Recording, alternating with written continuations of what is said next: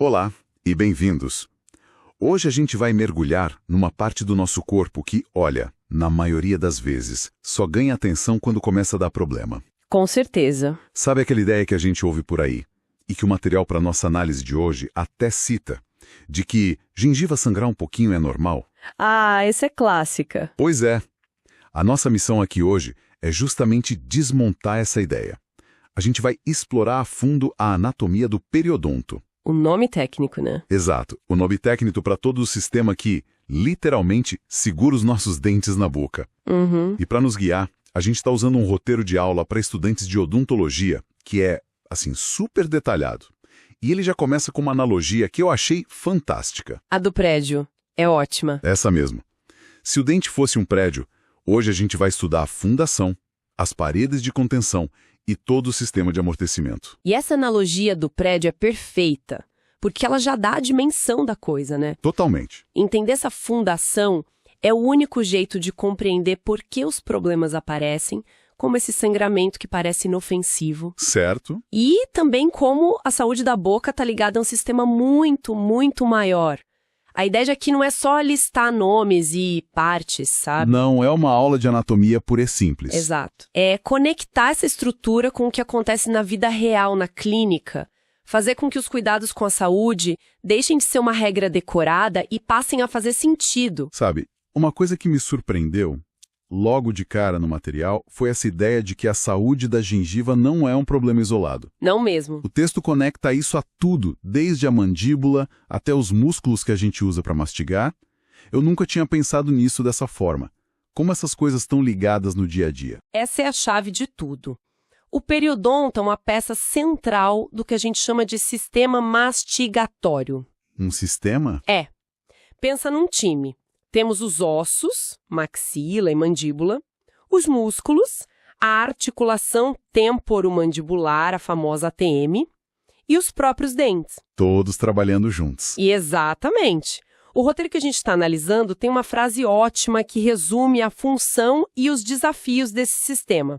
Ele mastiga, fala, deglute e sofre com bruxismo. Nossa! Isso já mostra a complexidade e, principalmente, as forças imensas a que o periodonto está submetido, o tempo todo. Quer dizer que ele está sempre trabalhando sob pressão, literalmente. Então, se a gente fosse resumir a missão dele, seria inserir o dente no osso e, ao mesmo tempo, proteger a entrada para essa fundação. Basicamente isso. Mas tem um ponto que o material ressalta que muda tudo. O periodonto não é estático. Como assim? Não é como o concreto de uma fundação, que depois de pronto, fica lá, imutável. Pelo contrário. É um tecido vivo que se adapta, se remodela constantemente ao longo da vida. Ah, entendi. Depende da idade, da nossa dieta, da força que a gente faz ao mastigar e, claro, do ambiente ali na boca, como a presença de bactérias. Isso é muito interessante. Então, para a gente conseguir organizar essa estrutura toda, o material propõe uma divisão, né? Em duas grandes áreas. Sim, uma divisão bem didática para ajudar a entender. Certo. De um lado, a gente tem o periodonto de proteção, que é basicamente a gengiva, a barreira, a primeira linha de defesa. Ok, a proteção. Do outro, o periodonto de sustentação, é quem faz o trabalho pesado. O ligamento periodontal, o cemento que cobre a raiz e o osso alveolar onde o dente se encaixa. Voltando para a analogia. Tura e os amortecedores. Perfeito. Vamos começar por essa parte visível, então, a gengiva. O material descreve o que a gente consegue ver clinicamente. Existe a gengiva marginal. Aquela bordinha solta. Isso, a borda livre ao redor do dente, onde se forma um pequeno espaço, o sulco gengival. E esse sulco já é o primeiro ponto de vigilância. Numa situação saudável, ele é bem rasinho, tem 1 ou 2 milímetros. Bem pouco. E o ponto clínico que o material levanta é imediato. Se essa medida começa a aumentar, a anatomia está virando patologia. É o primeiro sinal de que a vedação está falhando. E aí vira o que se chama de bolsa periodontal. Exatamente. Faz todo sentido. Depois dessa borda vem a gengiva inserida, que é aquela parte mais firme, grudada no osso. Isso, que tem aquela textura que parece uma casca de laranja. O tal pontilhado gengival. E, por fim, a parte que fica entre os dentes, a gengiva interproximal. E essa área entre os dentes merece um destaque. Nos dentes de trás, a anatomia dela é um pouco diferente, forma uma espécie de vale, uma depressão chamada região do COL. COL. E o material é bem enfático aqui. Essa é a área campeã de acúmulo de placa bacteriana. Puxa. E ele complementa dizendo que se a doença periodontal vai começar em algum lugar, as chances de ser ali são enormes. É sempre o lugar onde o fio dental desfia. Agora eu entendo, não é só uma questão de jeito, a própria anatomia conspira um pouco contra a gente ali. Exatamente. A anatomia torna a higiene mais desafiadora.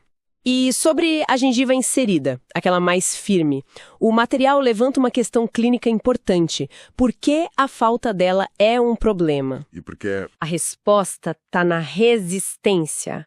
Ela é um tecido fibroso, robusto, feito para aguentar o atrito da mastigação e proteger o osso que está logo abaixo. Sem ela, a região fica muito mais frágil e suscetível à recessão gengival. Entendi. Porque a mucosa que a substitui é fina, delicada, não foi projetada para aguentar tanto impacto, sabe? Essa ideia da gengiva inserida ser uma barreira física mais parruda faz todo sentido. Mas e o que acontece num nível que a gente não enxerga? O material detalha uma verdadeira batalha microscópica, não é? Sim, e é aqui que a história fica fascinante de verdade. Quando a gente olha no microscópio, a gengiva tem 3 tipos de revestimento, de epitélio. 3 tipos? O epitélio externo, que é o que está em contato com a comida, ele é queratinizado, mais cascudo e fica mais forte quanto maior o estímulo. Tipo uma dieta com mais fibras? Perfeito. Depois tem o epitélio sulcular, que reveste aquele sulco que a gente mencionou. Ele não é queratinizado, é mais delicado. É uma primeira barreira, mas já é mais permeável. E o terceiro é o ponto crítico, pelo que eu entendi. É o que cola a gengiva no dente. Exatamente, o epitélio juncional. Pensa nele como um selo biológico, uma fita adesiva de alta tecnologia que veda o espaço entre a gengiva e o dente. Um selo. Isso, para impedir invasão de bactérias para dentro do nosso corpo. E a biologia dele é impressionante. Ele tem uma das taxas de renovação celular mais rápidas de todo o corpo. Se refaz completamente a cada 6 ou 7 dias. Uau, a cada semana praticamente. Uma renovação tão rápida parece um ótimo sistema de defesa, não? Se algo agride, ele já se conserta. Parece um superpoder, né? Mas a realidade é que, apesar dessa renovação frenética, a união em si é inerentemente frágil. É uma aderência, não uma fusão. Ah, entendi a diferença. E é por isso que o material usa uma frase de impacto muito poderosa para descrever esse local. Ele diz, é aqui que a batalha começa entre o hospedeiro e o biofilme. Que forte isso. Essa interface minúscula é a verdadeira fronteira da saúde periodontal. É o ponto exato onde o nosso sistema de defesa está numa guerra constante contra as bactérias da placa. Essa ideia de uma batalha constante num lugar tão pequeno é incrível. Isso quer dizer que, mesmo numa boca super saudável, essa guerra está acontecendo o tempo todo? O tempo todo. 24 horas por dia. E o que determina quem está ganhando? O equilíbrio. De um lado, a quantidade e o tipo de bactérias no biofilme. Do outro, a eficiência do nosso sistema imune e, claro, a nossa ajuda com a higiene, que desorganiza o exército inimigo. Certo. Quando esse equilíbrio pende para o lado das bactérias, a inflamação começa, o selo do epitélio juncional se rompe e a doença se instala. E isso nos leva a um conceito que o material descreve como a regra de ouro da odontologia. Que é o espaço biológico. Exato. Ok, o espaço biológico. O que é exatamente essa medida que parece ser tão sagrada? É a dimensão mínima que o corpo exige para acomodar essa estrutura de vedação ao redor do dente.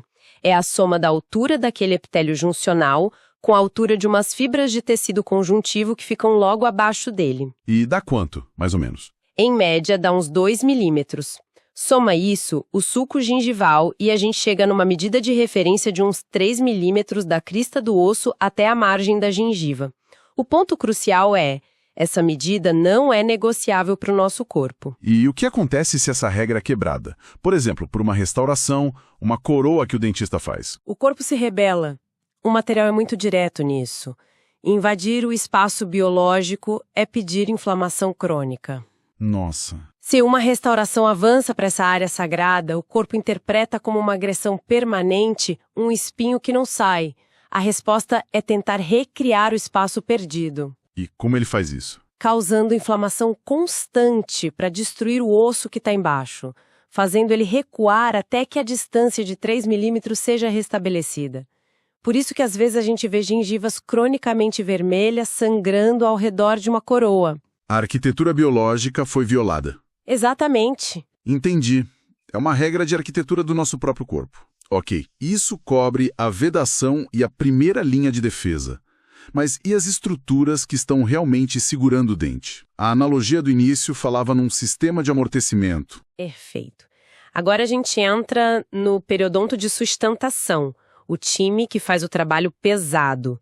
E o amortecedor, que a analogia cita, é o ligamento periodontal. Certo.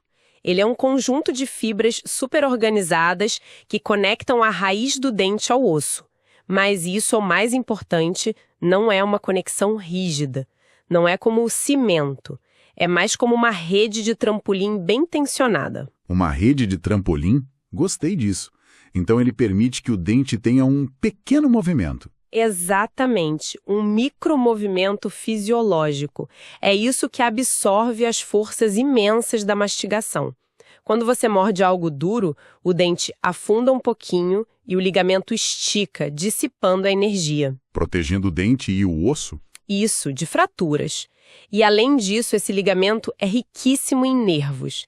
É por causa dele que você consegue sentir a diferença de pressão ao morder ou perceber um grão de areia minúsculo na comida. É o nosso sensor de pressão. Exatamente. E é por isso que os dentes se movem com o aparelho ortodôntico. A força do aparelho estimula a remodelação dessa rede. Precisamente.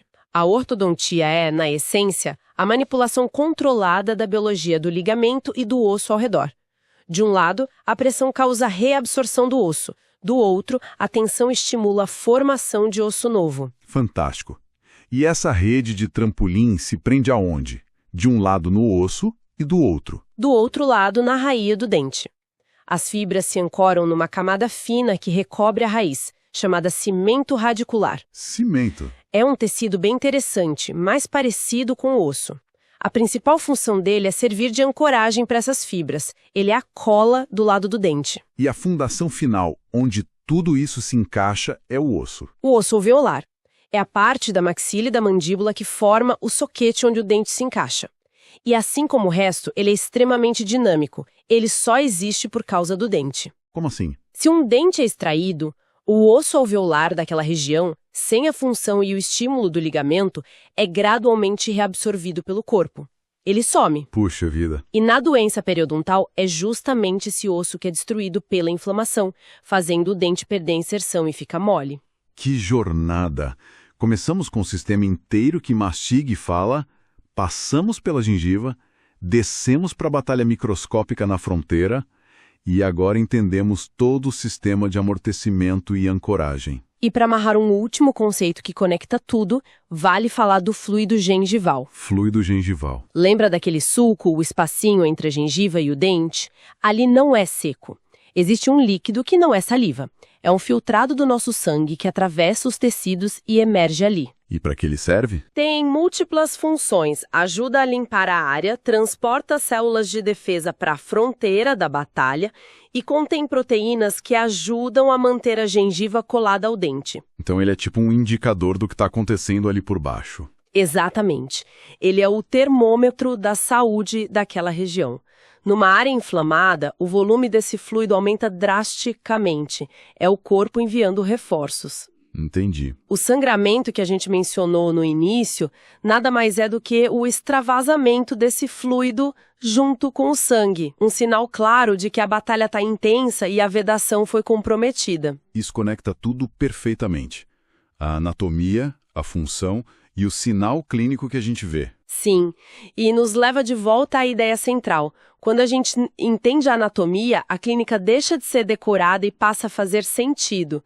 O sangramento deixa de ser normal e vira o que ele realmente é, o alarme de incêndio de um prédio cuja fundação está sob ataque. Vimos que todo esse sistema é dinâmico. Se adapta à função, ao ambiente.